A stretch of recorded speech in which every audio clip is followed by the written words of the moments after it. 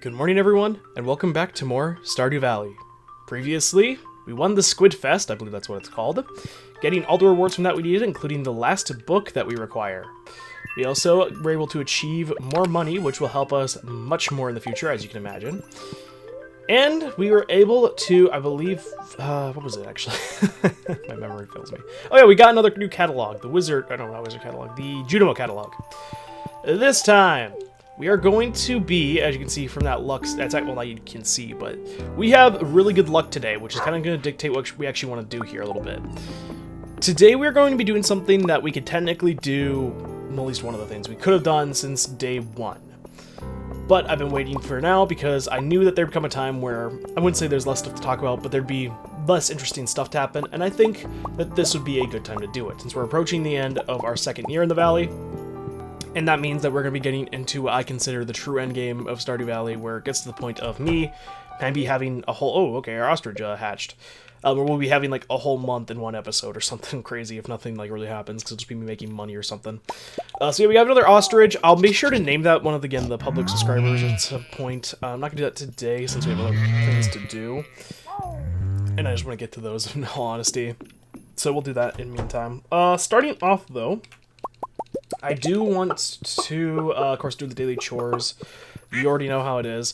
So I'm going to do that, and I'll see you guys at the subject of which I wouldn't say hyping up or anything, but I'm talking up, I suppose. I'll see you guys in just a moment. Entering the startup saloon at 9 a.m., and no, it's not because I want to get a head start on the drinking. It's because I want to head over here to the right. There is this arcade area that we've been to a few times, mostly to talk to Sebastian and Abigail and whatnot, or to buy a Joja Cola for 75G. But there is something else over here. Also, I just noticed there's a PC down there. That's kind of cool. Anyway, there are these two arcade cabinets that we have been seeing since day one. I briefly talked about them for nothing more than just a moment. We are going to be trying to beat both of these today. Now, starting off, I recommend trying to do this on the best of luck day you can manage, as luck does actually dictate some stuff about both these games, and trust me, any help you can get for these things will be very much appreciated. I'm also going to be eating a lucky lunch to give me even more luck, because I do think that that actually does, you know, work. I think that does add more luck. Could have brought ginger ale, but I thought that would do. We're going to be starting off with the cabinet on the left, Journey of the Prairie King. Now, if you recall, the Journey of the Prairie King is actually a game we have played before during Abigail's Two Hearts scene. I talked about it very briefly there, but we're going to be going more in depth here. We're going to be going through the entirety of the game. As I said, we're going to be trying to beat it. Starting off, you're going to be placed in a top-down shooting like looking perspective. As you can see, the character with the gun that has the cowboy hat, that is your character, and that's who I'm currently controlling. And these green-looking goblin things are going to start coming out from any opening they have. As you can see, there are areas to the north, south, east, and west that have like little openings. Enemies will come from there. You can't go that way, but that's where enemies will start spawning from, so you want to keep an eye out. Now, your main goal is to survive. If you look at the very top of the screen, you'll see a little timer and a giant green bar. Your goal is to survive until that green bar fully decreases. It doesn't matter if you kill the enemies, that you're going to have to because so many spawn in. There's also more reasons to kill them, and that's because they'll drop items. As you can see, we're already getting some, and I'll kind of talk about each of them as they appear. Starting off, we have the wheel thing, the thing that I just used. You saw it probably in the top left corner of the screen for a little bit after I picked it up. That will shoot off bullets in all directions, as you can see here, and that will indeed give us the ability to actually cover more ground than we could normally. Now we also have a ability that looks like a shotgun, and it does just that. It makes a spread of bullets appear, as you can see, instead of just the singular one, and that helps us cover even more space, and that can actually allow us to get rid of so many more enemies in such a short amount of time. So that's really nice. You also see coins drop. Pick those up. It's basically money, and trust me, the money has a very good purpose. That red box I just used that you saw on the top left will randomly teleport you somewhere on the square, but it'll make sure it doesn't spawn you on an enemy, so don't worry about that. And it will temporarily confuse all enemies and stun them temporarily, so that will give you some time to clear out a few if you're feeling cornered or get you out of a bad situation. It's pretty nice. Once the timer has expired, aka went down all the way once, no enemies will spawn and you'll just be alone. You'll see an arrow at the bottom of your screen, and that will tell you to go that way. Upon doing so, you'll be transitioned to the next level. This is stage 1, level 2. Something a little new, you can see these wood walls. These actually stop bullets, and it stops enemy and character movements. You want to keep an eye out for those. There's a little bit more mechanics, of course, being introduced.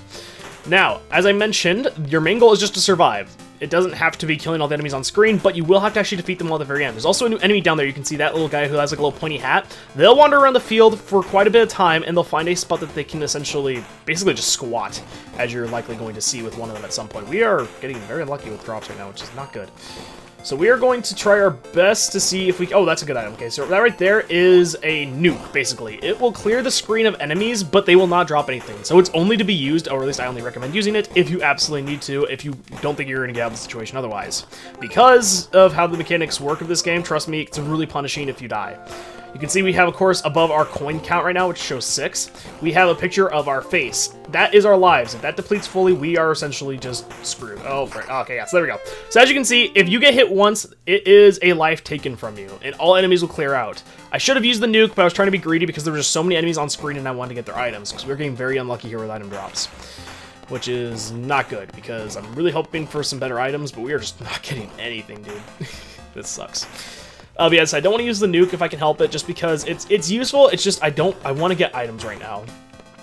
To me, that's more important, and we are just not getting anything, so I can't really to talk about else. Okay, this is another shotgun one. I guess what I can talk about is you see the box on the top left. That's where items go. The first time you pick up an item, it will actually appear. I'm just gonna use the nuke now because I don't have this wheel.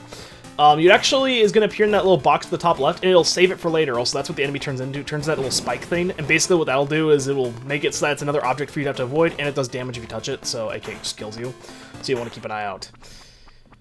After... Oh, I thought I had enough money for the first one. Okay, you know what we're actually going to do? We're going to do what I like to do. If I have not gotten good enough luck on the first 2 levels, I will actually exit out of the game, which you can do, I think, by pressing just B, and you can start a new journey, or you can continue on. This now, of course, also allows you to pause and stuff. Now, of course, I'm not going to make you watch this, so I'm just going to fast forward or speed up this segment here, since, of course, you already saw this, and I'm going to wait to talk about the other stuff unless it comes up. So, yeah, guess I'll see you guys in just a moment. Hopefully we'll have better luck this time, that way we can actually keep our run going. See you in just a moment. Okay, now that we had a run that is okay-ish, it's not amazing, it's okay though. Once you have gotten to the second level, or after every 2 levels I believe, at the end of the second or 4th or whatever, you will have a little person come down, and this is a merchant. This is where you want to spend your money on. There are going to be 3 items that are always available. To the left for 8, which will always be the cheapest for starting out, will be a boot, which it looks like a boot. It increases your movement speed permanently. The middle is a gun, which increases your firing speed permanently. And on the far right, you have ammo, which increases your damage permanently. Right now, we only have enough for the gun, which will increase our firing speed.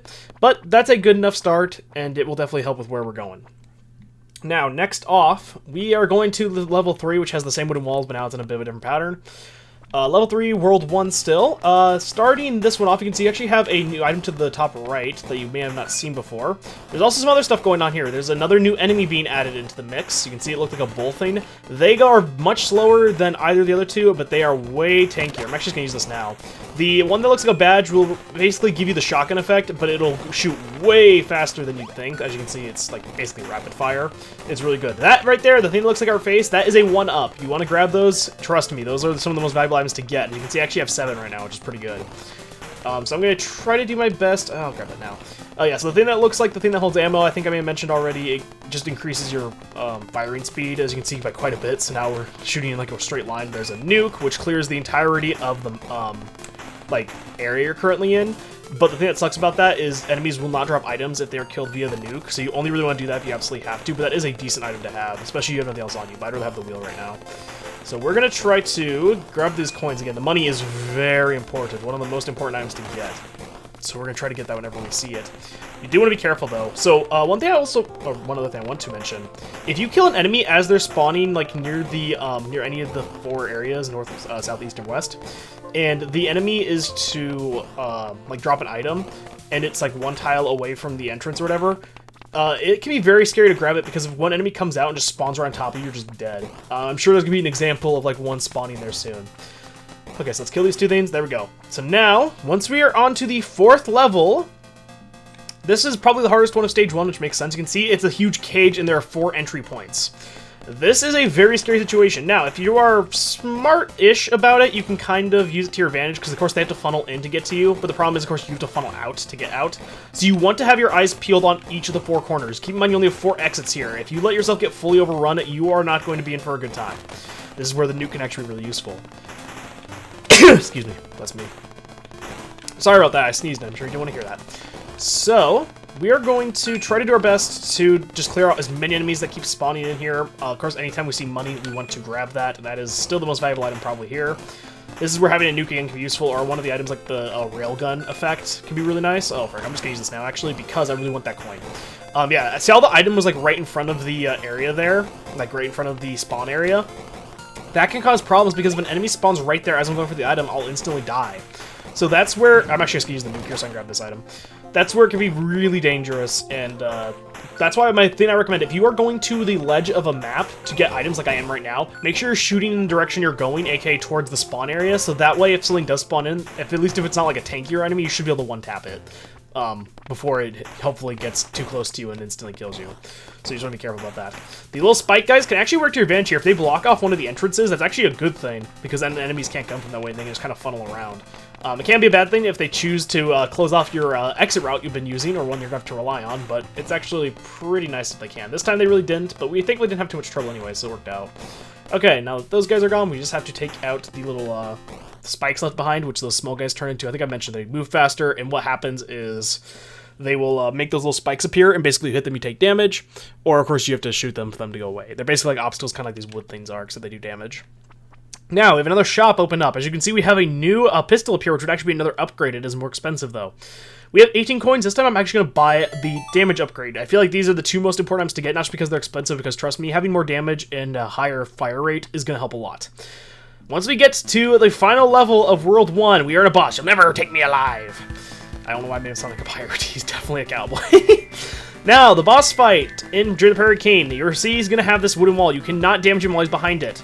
And he's going to spew out like bullets, as you can see, as he runs by. You have one little spot that you can kind of hide behind, but you have to be careful because his bullets will actually curve as he moves, kind of like yours do to some degree, but his just curve way more.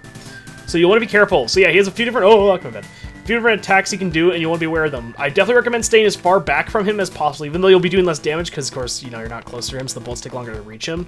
Then you have more time to react, and of course, you can always be safer behind the wooden wall there. Trust me, that's what you want to do. Every now and then he'll stay out, like as you can see, after taking like his like little running, spewing shots there. That's when you want to dash out, and that's yeah, that's one of his worst ones he can do. You'll want to dash out and try to line it up. He's unfortunately not doing the move I was really hoping he'd be doing. There's one move in particular that if he does, you pretty much get free hits off.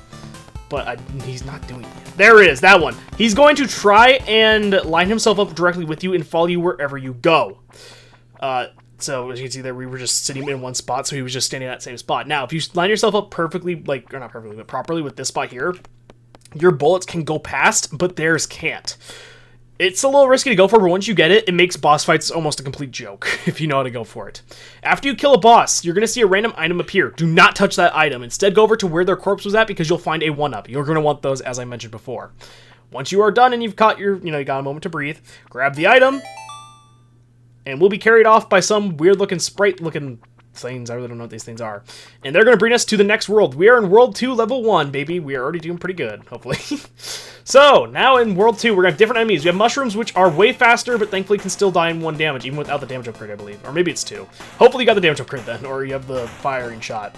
Mushrooms are incredibly dangerous. Them being able to move fast is insane. I'd rather have a slow enemy that takes multiple shots than a fast one that takes 1, personally. Oh, right there! That's a coin that's worth 5. You see, it was like, had like a red symbol on it. It's actually a 5. That, if you pick that up, will give you 5 coins instead of 1.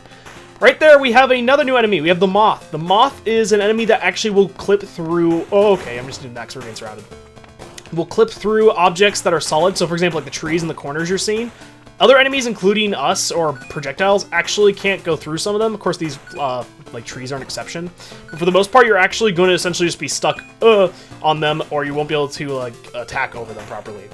Flying enemies, like the Moth, can go over them. That makes them very dangerous, and they happen to spawn a lot of the time more in the middle of the map than in the corners, since they don't spawn in the same area that the other enemies do. As you can see, that one kind of appeared in the top left-hand corner instead of in the north, south, east, or west like the other ones had.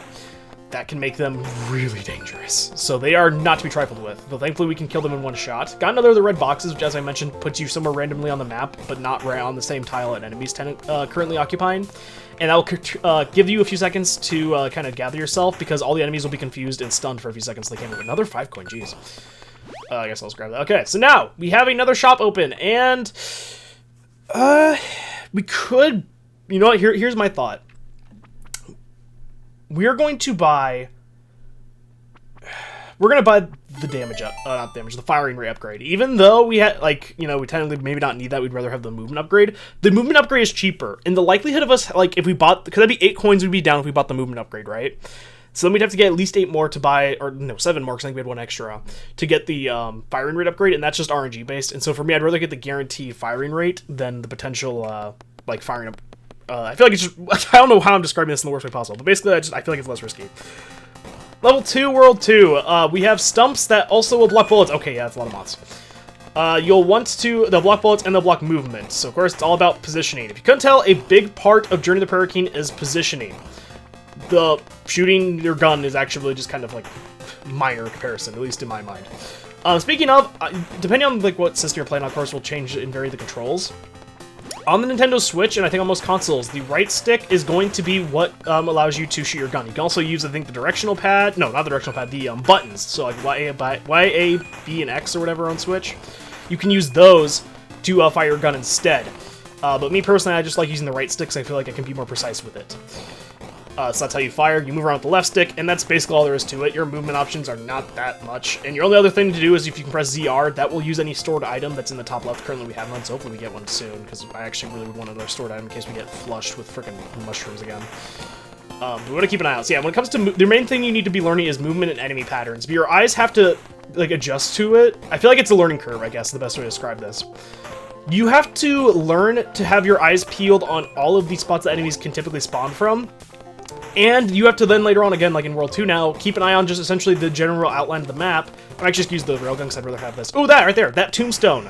If you touch it, or again, use it once it's in your like saved items, it will make lightning strike and turn you into a zombie. While as a zombie, you move a little bit faster, and any enemy that touches you instantly dies, and will run away from you. Enemies will run away from you. So it's another good time to go get some items that may be closer to the outer edge. It's a pretty decent item, but it's not amazing. Level 3, World 2 is probably the hardest one, once again, in this area. So as you can see, we have kind of like this weird like riverbank in between both of us. And they'll still spawn from north, south, east, and west. Oh my frick. But you can already kind of see where some problems could lie. Mushrooms will rush into the center really quickly in this area. You have to be extremely careful, and they will rush you without any hesitation. Movement speed here is actually really not... Oh, there's a... That's really good. And then we have, yeah, so yeah, as you can see, this is actually another thing I want to talk about. Items can actually combine, and depending on the combination, you can get some really broken results like this. So the thing that looks like the wheel to a, what's it called? A wheel to a carriage or something from back in the day. And the sheriff badge, or the railgun and sheriff badge. Like those, if you use both of them at once or have both active at once, they'll stack together, and their effects together are legitimately insane. Oh, frick. Okay. So, that is worth noting. Not all of them stack in really useful ways, but some of them do. But yeah, as I was saying... Oh, yeah.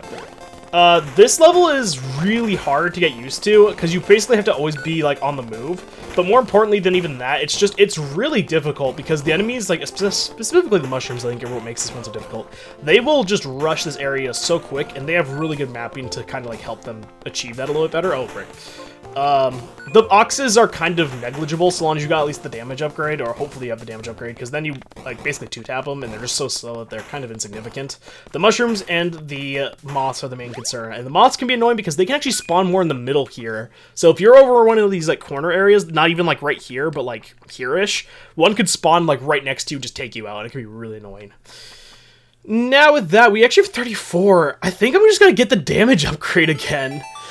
Because, again, I'd rather have these while I have the chance to, because I feel like it's just less risky, at least in my mind. Also, yeah, funnily enough, I don't know if this is a glitch, but as you can see here, there's a tile here you can actually walk through. It's really funny. Anyway, boss fight. The trail ends here, cowboy. Boss fight 2, World 2 is fairly similar, so he's in the phase already where he wants to try to mimic my movement. Unfortunately, I wasn't expecting him to do that right away, so I was actually moving there. Okay, so there he is doing another dash.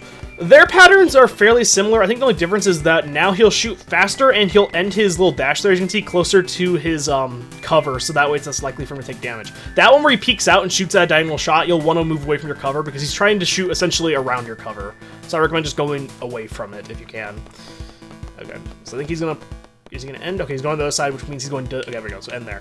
Yeah, so do not. That's another thing there. If you saw right there, and one stray bullet was coming towards me as he ended, do not get overzealous and just dash out to do damage. Wait until all the bullets are seen on screen and he's fully stopped before you start trying to do damage to him. Trust me, it's not worth dashing out last second because you're like, oh, he's going to stop in a moment, and so I want to get some damage out on him. Oh, frick, dude. Please.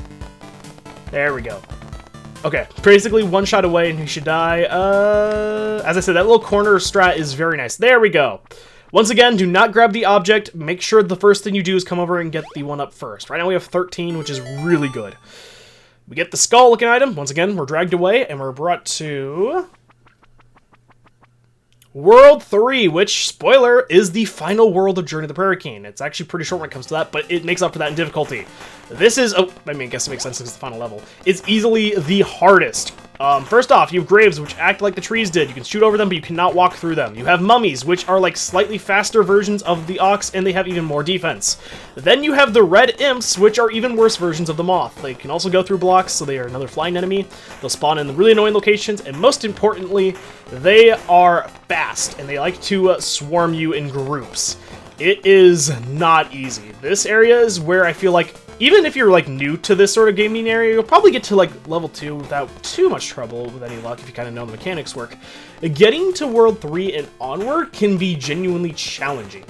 So the first thing you want to do, I recommend, is if you see a red imp, focus on them, unless you have like, you're cornered and you have to get rid of the mummies first, because trust me, your biggest threat is 99% of the time going to be the red imps. At least from my experience, that's what I've noticed. Thankfully, we got another really broken item combo here, so that actually allows us to kind of just sit here for a second and get all the enemies like cleared out. But yeah, you'll want to be very careful. Oh, frick. There we go. Okay.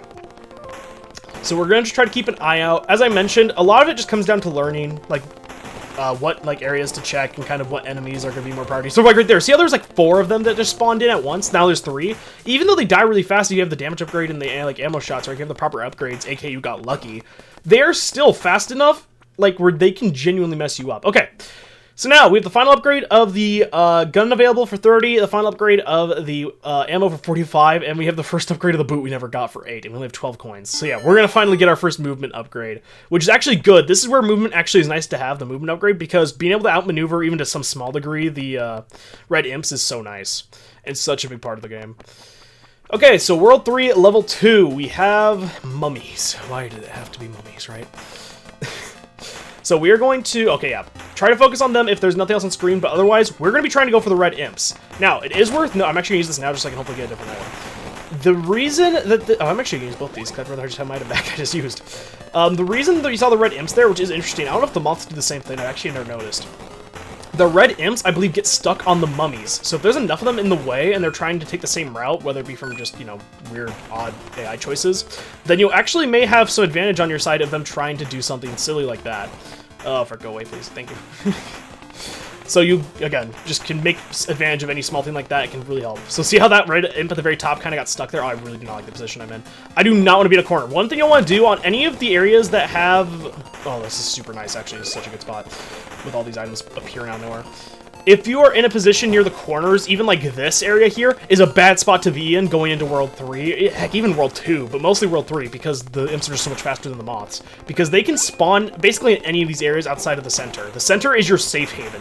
Like, the reason I was camping the center at the beginning was because just all the enemies were slow, so being here was easy. Then going into level 3, just because the level, or level 2, the level design kind of indicates that you want to be in the middle. But going into World 3, like, levels, trust me, you want to be in the center because the red devils will mess you up if you are not paying attention. And even if you are paying attention, there's a high likelihood you still get bodied for basically no reason. This is my personal least favorite in the entire game coming next. World 3, Level 3. There is no obstacles, so you think it's not that bad, right? Nope, because there's one small mechanic the game will kind of make you find out pretty quickly. That was a really poor example of it. This level loves the red imps the most. It is not even close. It's going to try to spawn red imps at any frame it can. If there's no red imps on screen, you got incredibly lucky, because as you can see, it's very likely they'll do something like that. It can be genuinely terrifying if you're on this stage without the proper upgrades. If you do not have any of the firing rate upgrades, if you do not have any of the damage upgrades, this area sucks. If you're getting very lucky with item drops, this area sucks. If you just happen to be slightly off your game or have to get pushed out into the corners because the mummies are finally catching up to you, this level sucks. Basically put, I hate this level. The red imps, I absolutely despise. They are my mortal enemy in this game. They are so annoying. It reminds me of Ghosts and Goblins, the freaking red devils or whatever, the ones that swoop down at you or whatever. It reminds me of that. Now, thankfully, if you're lucky and you've gotten enough items, or enough money to get your item upgrades, and you have a few usable items on you, then it can be a little bit easier on you, and can make this level a little bit less of a problem. It still is annoying and scary to come to this level, but trust me, it can be way worse. I'm actually using snaps, so I'm gonna have this right now. That's something else I want to mention. Going into this level, start deciding on an item to bring with you, because this item you bring in is going to be very helpful. Now, the only item I don't recommend is pretty much the coffee and the shotgun. Any of the other upgrades I think can do, unless we talk about a glitch that I'll talk about at the end once we've completed the whole game. Thankfully, we're almost to the end of this one, and now we are on to the final shop upgrade. This is your final chance to purchase anything. Unfortunately, we don't have enough for either of these two, but we do have enough for a speed upgrade. So now we got every item to level 2. You can see how fast we are. We actually are ridiculously fast, holy moly. And here we go. What you're about to see, we are going into the final boss of Journey of the Prairie King. This pure heart will keep me alive. It's Dracula, for some reason. And he is the most difficult boss. Obviously, he's the final boss, right? As you can see, there is no clear area for you to be standing in. He does not get stuck behind a river like the other ones have. You are in straight up dueling combat with this guy. This is where I honestly just say you have to learn his patterns. You cannot just come in here with the knowledge beforehand of like, oh, this is what he's going to look like, and this is some... You can kind of see some of the patterns of the attacks he does, but for the most part, it's going to come down to pure skill of learning his patterns and adapting to them. As you can see, I finally died at the final boss. I hadn't died up to this entire point. This guy is no joke. Even if you know what you're doing, dang it, you can get overwhelmed quickly. This is why saving up those lives and having the right items for the job can really help. Unfortunately, I didn't use my item at the proper time there to really get the most use out of it. For the most part, he's going to be standing in the center trying to do that little range attack, or he's going to be firing random bullets at varying speeds. It is very difficult. Once he does that little attack there where you spin out all directions, don't even risk trying to get shots at him. Trust me, just avoid him. You do not want to risk anything here, especially if you don't have as many lives as I have. I have 15. I could probably do some risky stuff if I really wanted to, but I really don't want to. So I'll stay here for a few seconds, do some damage to him. He'll summon enemies in, sometimes from, I think, any of the enemies basically can summon in. I don't think they can drop any items, at least to my knowledge, but whatever. And once you've done enough damage to him, the health bar was at the bottom, he's dead. With that, he'll drop his heart that he said would keep him alive forever. Let's grab it. And once again, well, we actually aren't carried away, because as I said, that's the final boss.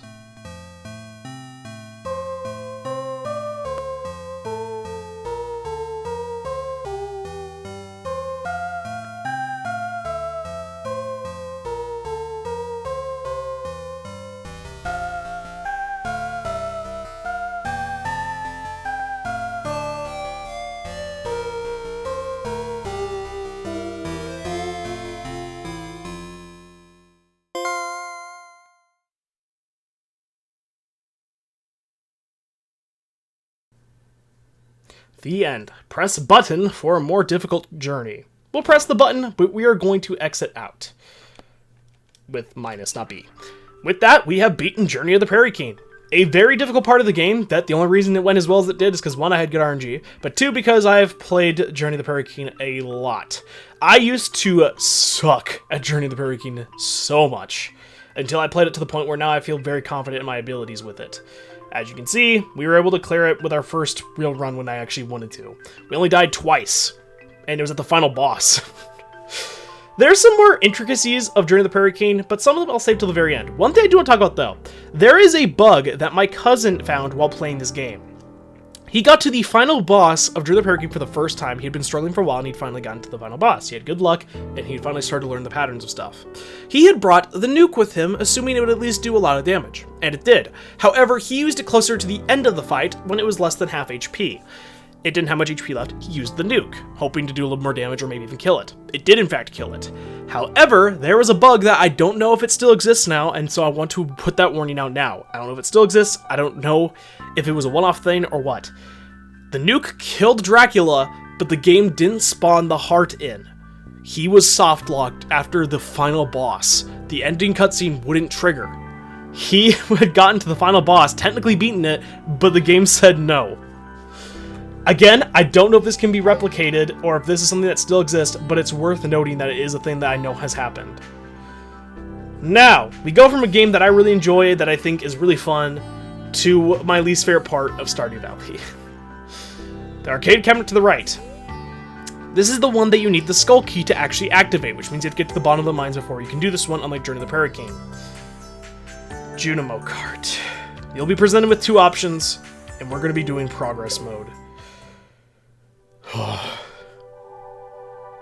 Here we go. Junimo Kart has had a refurbish. If you have played, if you've played Junimo Kart back when the game first came out, it'll be very different now to back then. It is a platformer, but it is an auto-scroller platformer, and it is one that has a very, very obtuse mechanics. So much to the point that I just want to concentrate here and try to get a feel into the game. I can already... You can already see how this is going to go. I genuinely don't know if I'm going to be up to beating this one. I have beaten it in total of all my playthroughs of Stardew Valley. I have beaten Junimo Kart once. One time. And it was in my first ever 100% completion run on the Nintendo Switch. Ever since then, I have refused to touch this minigame. I do not like Junimo Kart. And I know some people who really love this thing. I am not one of them. I'm going to do my voiceover post the game itself when I finally, if I have a victory run, or even if not, I'll still do a voiceover to explain how the game works, because I need to concentrate. I do not trust myself to commentate the game, to commentate my run through of this game, and do well enough to actually succeed. I just don't think that that's going to happen, because even if I am fully concentrated, I struggle so much with this game. So what you're going to see will either be my victory run, which I'll probably clarify at the point where my voiceover starts, or it's going to just be a run where I was able to show enough to kind of discuss it. Either way, I'm going to see you guys in just a moment. Wish me luck. Wish me luck, because my goodness, am I going to need it. See you in just a moment. So here we go into Junimo Kart. So starting off, we're at Crumbling Cavern, and I'm going to use this time because it's one of the quote-unquote easier stages to talk about the controls, because you may not gather it just from watching, but the only thing you actually do here is jump. You press down a button, the A button in this case since I'm on the Switch, and you can hold it down longer to jump higher. And that's about it. But I can't really describe how it feels. There's this whole gravity system with like how it will pull your character down and whatnot. And the only way to really get used to what I'm talking about is to actually do it yourself. So, unless you've played it yourself, maybe you'll see what I'm talking about. But anyway, you're going to see that I actually collect some coins here. I do a reset here, just because I lost a life. But I wanted to use this extra time to talk about stuff, because, again, there's a little bit to talk about. So in every level, there is a bunch of coins you can collect, and if you collect 100, you get another life, or another minecart at the top left. And there's also 3 fruits, a cherry, an orange, and a grape. And if you collect one of those, you'll get 10 coins. But if you collect all 3 in a level, you'll get another 1-up. So it is very beneficial if you are to actually collect that. You'll see also these little lanterns that light up as you pass on. Those are checkpoints. If you're to get a, fall off or something, you'll get brought back to one of those. You also see little barricades that if you hit those, you'll lose a life. But the main thing for level 1 is just, it's not that hard. Take this time to get used to the controls. But the thing that's annoying is the boulders. There are boulders that'll fall from the sky, and those are RNG, and they can really frick you up, because they can be timed so perfectly to the point that you basically have no other option but to get hit. Moving on to level 2, we have Slippery Slopes. Now, this is where the game gets a lot more difficult, though for me, I actually feel like this stage isn't that bad. It's very similar to the last stage in the sense that it's mostly just about, like, the actual jumping mechanic, and you just have to get used to that. But there is ice on a lot of the slopes that will, of course, speed you up, and will cause problems for you, obviously. The main thing is there are some areas you can actually avoid the ice, but you really just have to get used to it. It's not that bad, I think, in my opinion, once you kind of get familiar with it. But it definitely is a struggle when you're first learning to actually understand how the ice physics work.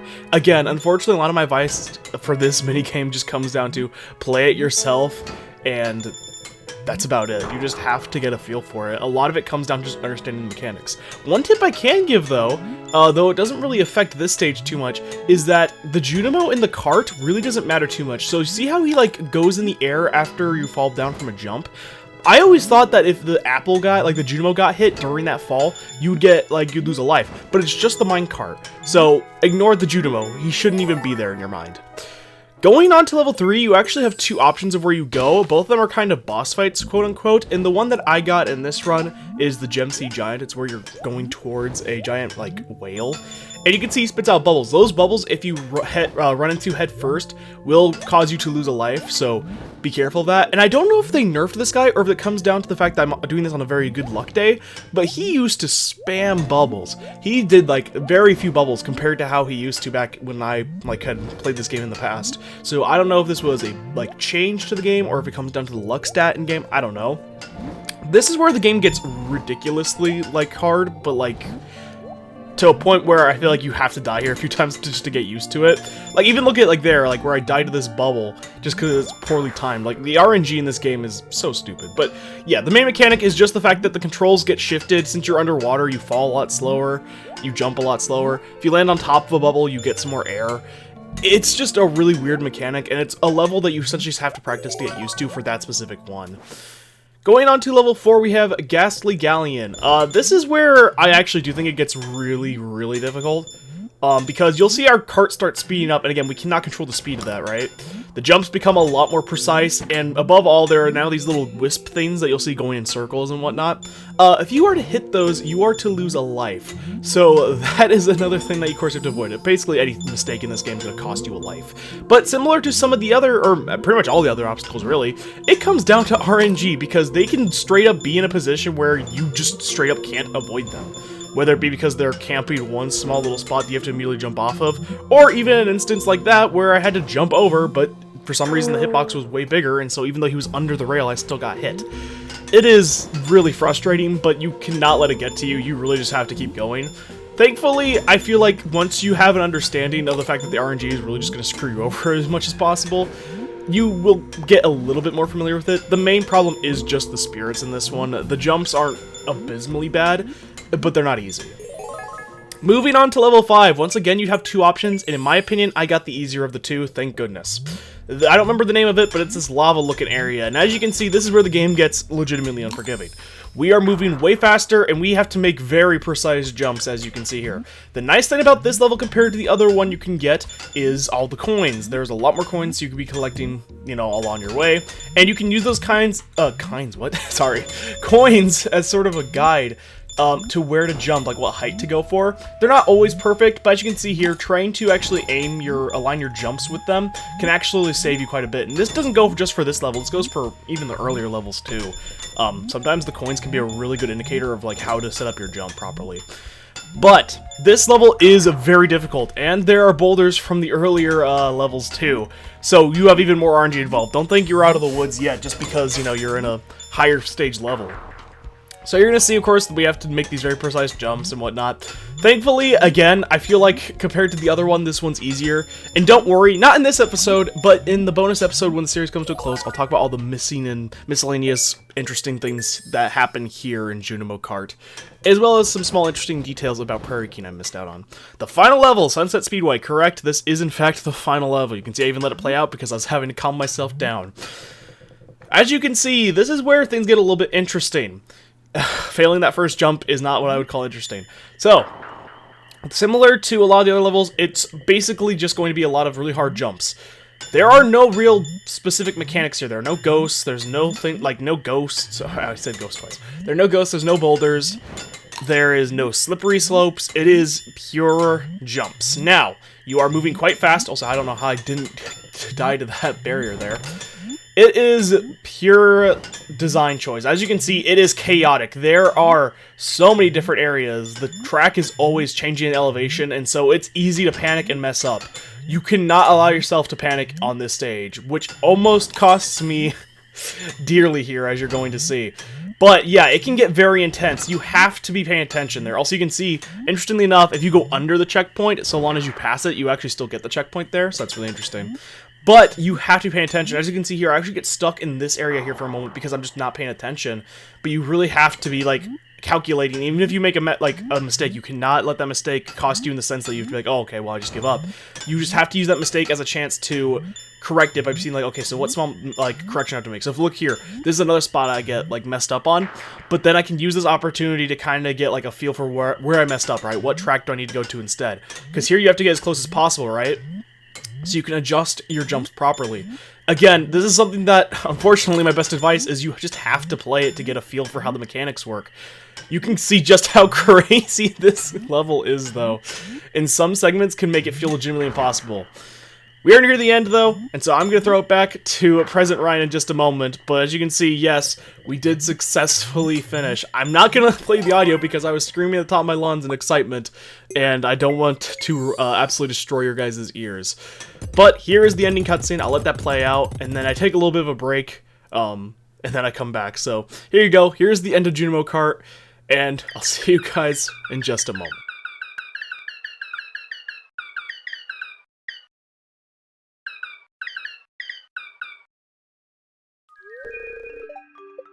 Okay, I calmed down a little bit.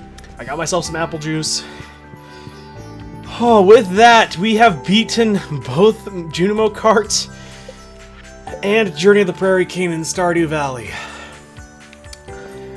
I was so close to either A, not giving up. Oh yeah, I guess giving up. But coming back to it or something, or I was so ready to be done with it. I despise Junimo Kart. And that's something I'm going to talk about now. Because probably during the actual victory run, sorry, I'm still out of breath. It's so sad I'm out of breath over a video game. But yeah, basically, I'm sure over the actual, like, run itself, I was just talking about, like, mechanics and kind of ways I recommend winning or whatever, you know, as much as I can. But now it's time for me to take a dump on the one part of Stardew Valley I despise. I love 99% of Stardew Valley, but if there's 1% I hate and despise with every passion I possibly could muster, it's gotta be Junimo Kart. Junimo Kart is a satanic punishment for something I must have done wrong in a past life or something, because Junimo Kart is the worst. Now, what the frick? Whoa. Come to the 18th, the Pelican Town Night Market. Oh, yeah, because you're at the night market. I forgot that's actually a thing. But yeah. I hate Junimo Kart, dude, so much. I do not like Junimo Kart. It is a terrible minigame. It is designed unfairly. There's so much RNG involved, and I'm just ready to move on from it. I could go on for so long about all the things I dislike about Junimo Kart, but we'd be here for so long. So now that that's over with, that was the major part of this video, so now we actually get to start kind of getting back into the swing of things. I guess I'm going to start working on some other stuff around town and the farm. I really don't know what I'm going to show or if any of it needs to be shown, but either way, I'll see you guys in just a moment. And we are back at the night market, which is open now. And I don't believe there's any new dialogue with anybody, I think. I'm taking the night off from the saloon for Jazz's sake. I wish I was old enough to see the mermaid show. Yeah, I think this is all the same. So the dialogue's not any different. There's no new fish for us to catch in there. We've already caught the fish. We can still go get our free cup of coffee, so we might as well do that. You know, never hurts to get some free coffee. And the shops that are open will mostly be the same. For example, we come over here, and all of these things are decorations we can already get. Some of them are from the Crane game, some of them we can only get here, and some other small locations. For the most part, you can't get any of these in the... what's it called? Furniture catalog. Over here, though, there is something new. We have another new painting from this guy, 1200, famous painter Lupini? Clouds. These paintings are really interesting, and again, I'm going to talk about near the end of the series, so I'm just going to buy that one, though. We have a traveling merchant who will come in and will give you items that you can get pretty much at the traveling cart anyways, so nothing super special. We have the cart over here, which again has some unique items, but nothing super fantastic. And a lot of the stuff that would once be kind of cool is less cool. The night market is not nearly as interesting the second year as it is the first, but let's go see the mermaid show, because you may be curious what will happen if we try to put the code in again. Of course, before we could even try that, we have to listen to it once more, but since you've already seen it, I don't want you to have to listen to it again. Mostly because I'm sure 90% of those videos are going to be based around probably the Junimo Kart and Return to the Prairie King stuff, so I'll see you guys after we're done, once the show is complete.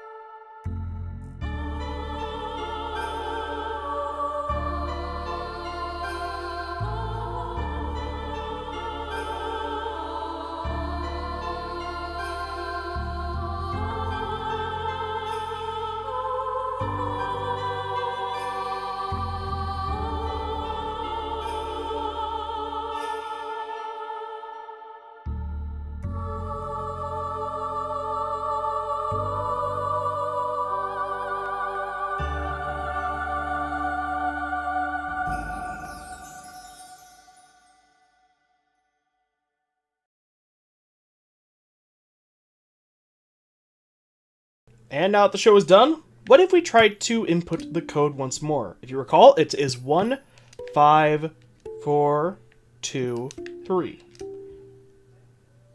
Nothing will happen.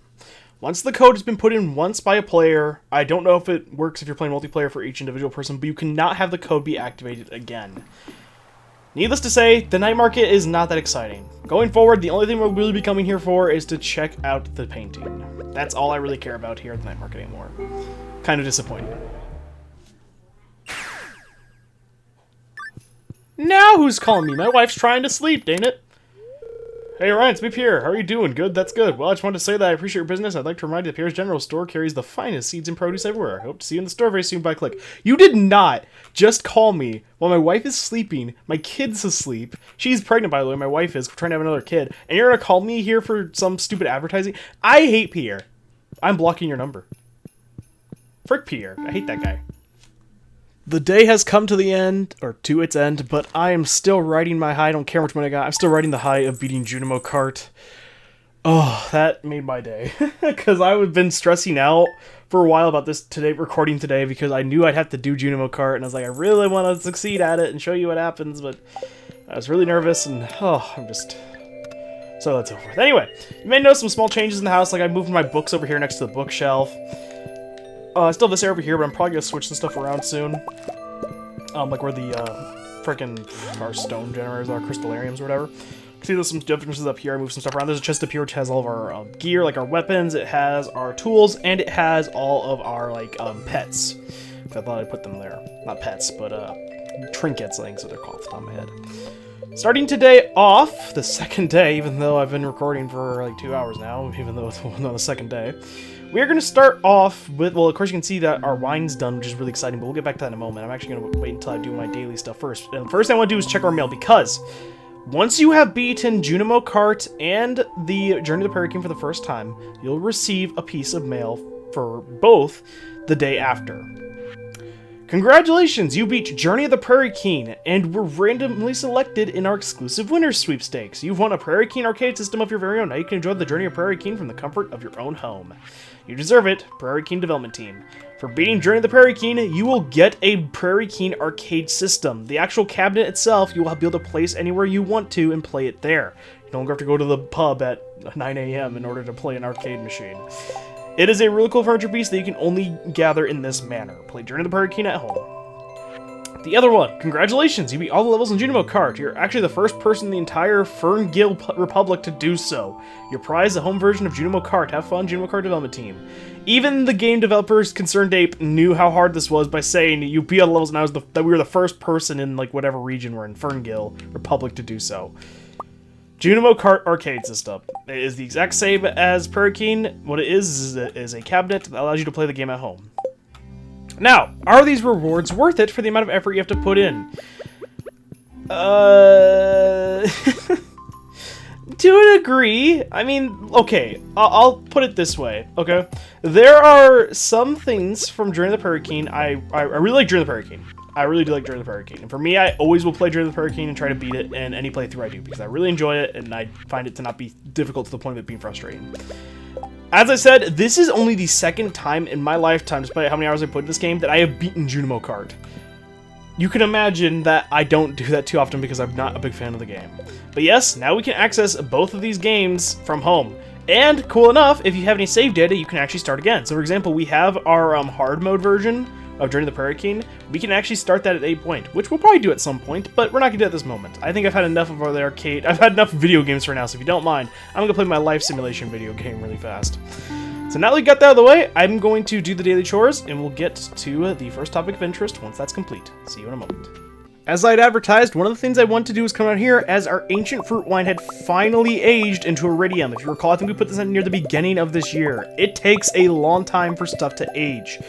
But there's a reason for that. If we look at the value of all 32 of the ones we have, we're looking at 147,000 gold. Now, or 1,400, yeah, wait, what? 147,000 gold, right? Yeah, I think I said that right. Now, that may not seem like much, because usually now at this point we have so much, like, of our star fruit, or fruit wine, that we usually get, like, enough of that, right? But let's compare singular prices to kind of get a clear indicator. one starfruit wine, just by itself, is 2,310 gold. One iridium, aka maxed age ancient fruit wine, is 4,620. That is double the gold. Now, is this necessarily worth it? In my opinion, kind of.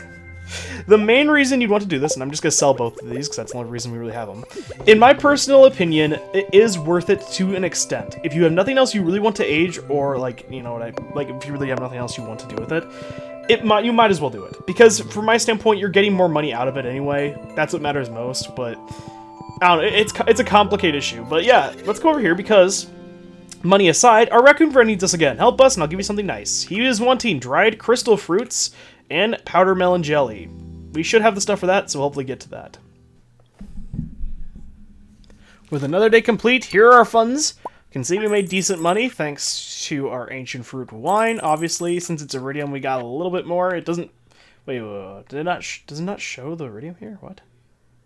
That's so weird. Like, you can tell obviously there's a difference, but it doesn't show the star like it does for these. It's super weird. We also sold some roe, which got us some decent money. Overall, not a bad day.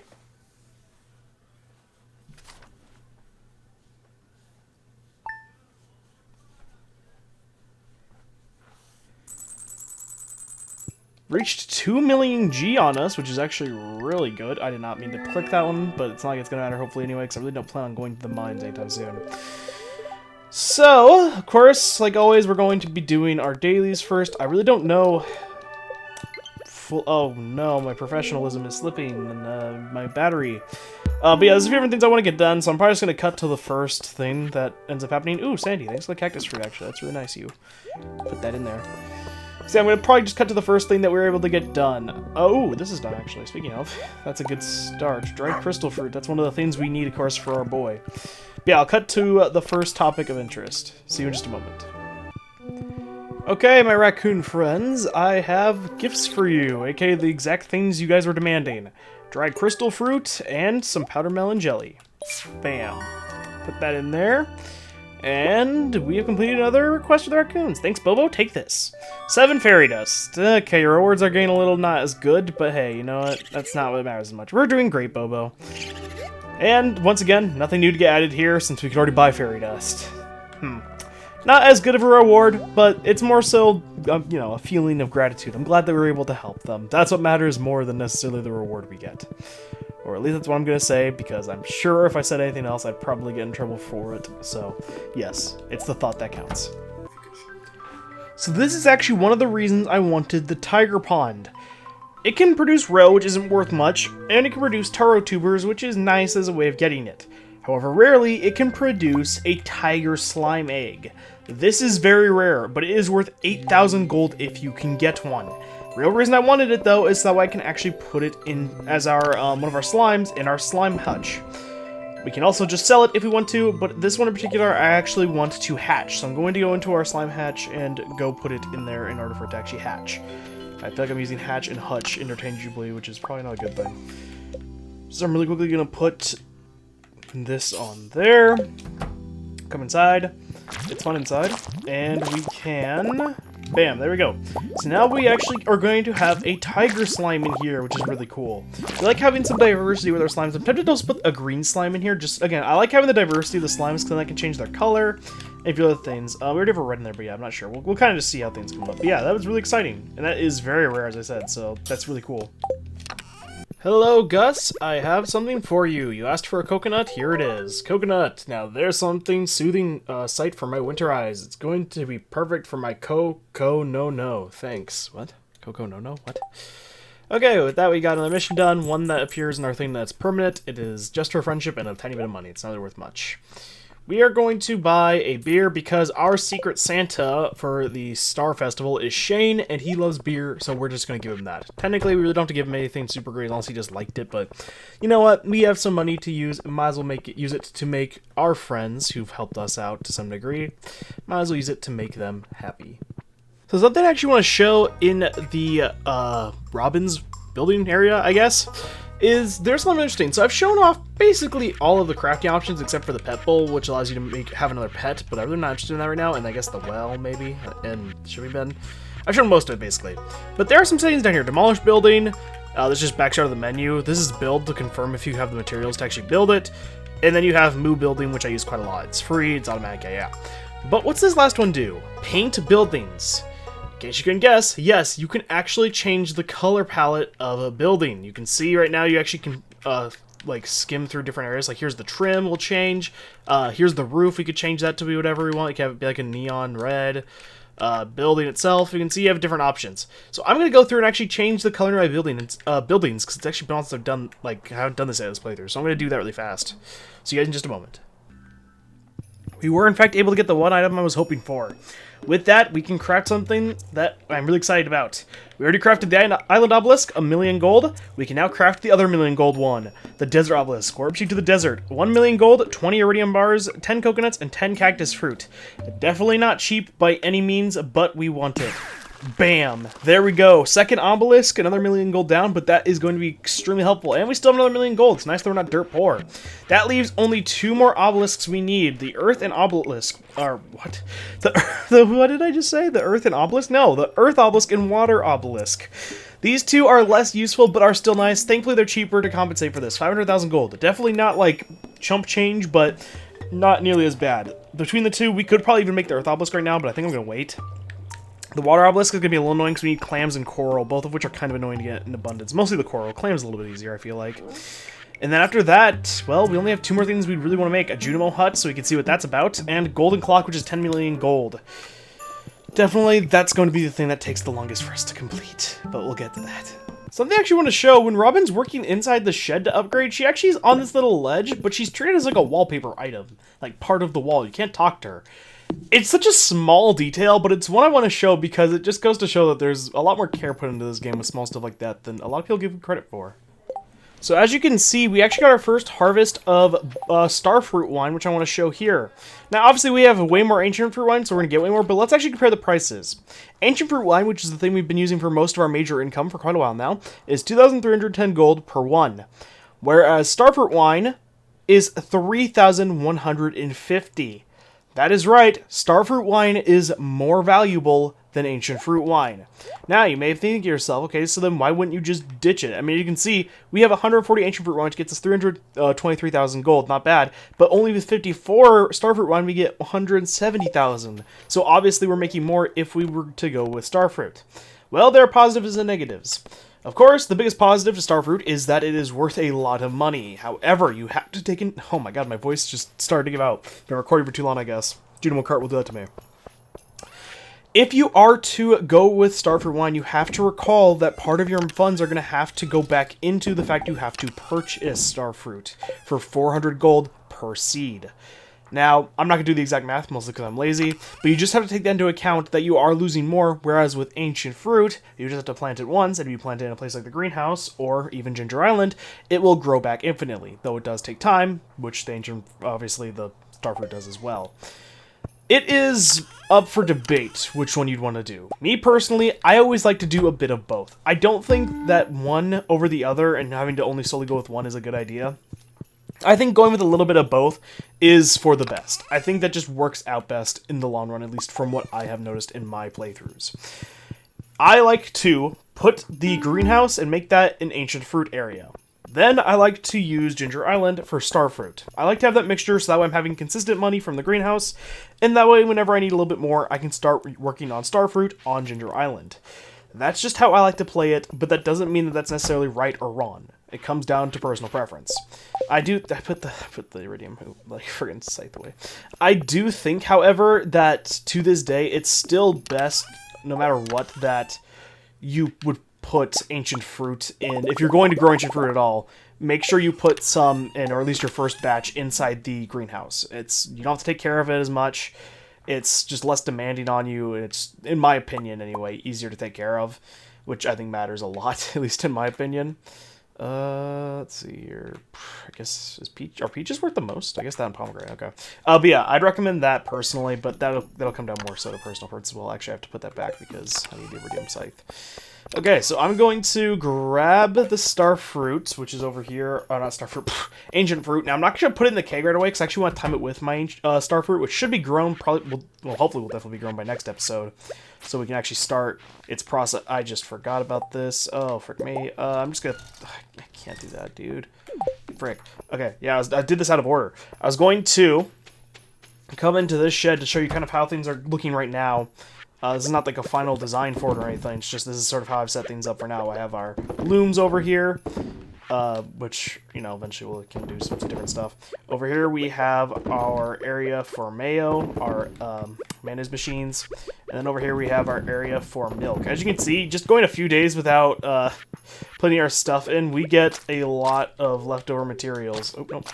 I actually am going to start putting in the fruit from the greenhouse inside the dehydrators. It's just a little bit of extra money from them, and since money's our main bottleneck at this point in terms of progress for a lot of stuff, I feel like it's probably worth it to do that. So now that that's done, I'm going to put the rest of them back in this chest, because that's what we're going to have to do the next little bit, is just using our resources properly that we've saved up, and yeah, it's not going to be fun, but we'll make do. So I want to go back into the greenhouse, grab the ancient fruit, put it in a chest, and then the last thing I'm probably going to do for the day is go back to the quarry and start stacking up the, what do you call it? The areas that don't have kegs in them that we actually walk in between so we can access all of them. I'm going to start putting in... Oh, wait. Oh, I just realized I made a mistake. Oh, no. Oh, it sucks. Wait. Maybe... No, I can't correct it, can I? Oh, that was so stupid of me. I wasn't thinking. It's fine. It's not the biggest deal what I just did, but... Oh, okay, I did. Okay. Yeah, I was saying we don't want to sell our ancient fruit wine because we want to age some of it. We could age starfruit wine, but I sold that first, so... Actually, do I want to wait, then? No. We're gonna do this. Okay, so here's the plan. I'm going to put this in here. We're going to actually not... Yay, we're gonna do that. Come in here, and we're actually going to grab our casks, which I broke all of the ones we had left. Grab stuff to craft more, because you actually can craft casks, and we're going to go down here to kind of optimize it. Now, there are a few different strategies of how you want to do it. If you want to have a consistent layout, you can, so that way you don't have to really do anything outside of like just placing the stuff in and taking it out when it's time. You can do that, or you can do the method I like to do, since you don't have to do it that often. I don't find it that annoying. You place a row of casks, you then fill them up, and you do the same, and you keep doing that until every usable area that you can possibly place a cask is filled. This gets you the highest possible amount of aged wine. As I said, it takes forever for wine to age properly anyway. You have to wait quite a long time, basically almost at least like 3 months in game. So over half a year. You're not going to be having to deal with the consequences of this that often, and you are going to be waking enough to the point where I think it's worth it.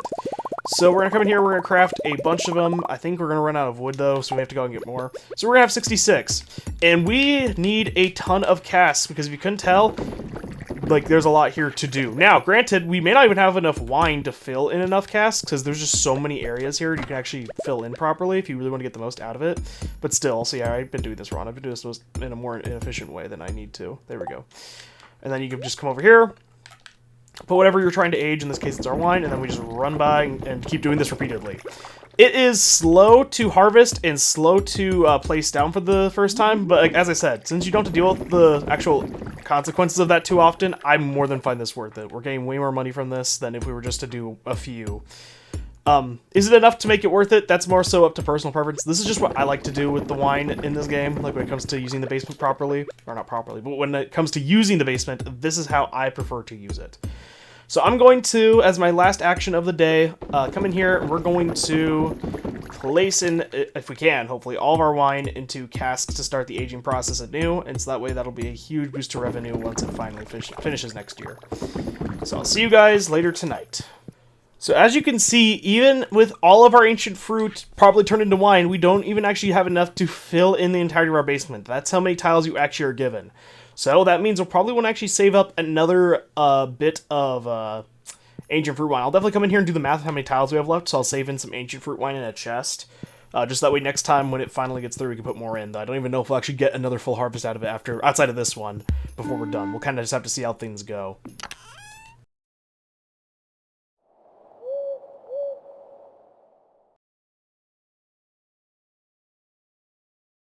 What?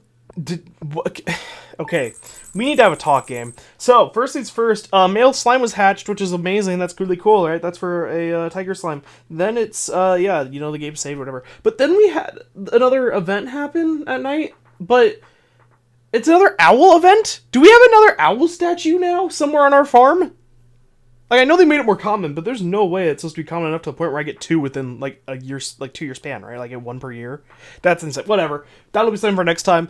For this time, we're ending with our funds. You can see we made quite a bit of money thanks to our starfruit wine. We would have made even more if we sold our ancient fruit, but it'll be worth it in the end when it all ages and we get even more money. Because, again, it'll double up. It's just worth it to put our first batch in there. That being said, I am very proud of how today went. I'm so happy with this episode. I'm so thankful for what we got done. We were able to beat Junimo Carp, beat Journey of the Prairie King, made a bunch of money, our farm's coming together. We've come a long way. And to think there's still more ahead of us, but we're definitely getting closer to the end. Next time, we are going to be finishing off year 2. And in the truth of that, I guess, or in the spirit of that, to go along with it, we're going to be finishing off the story of Stardew Valley. That doesn't mean we're at the end, but we're definitely getting close.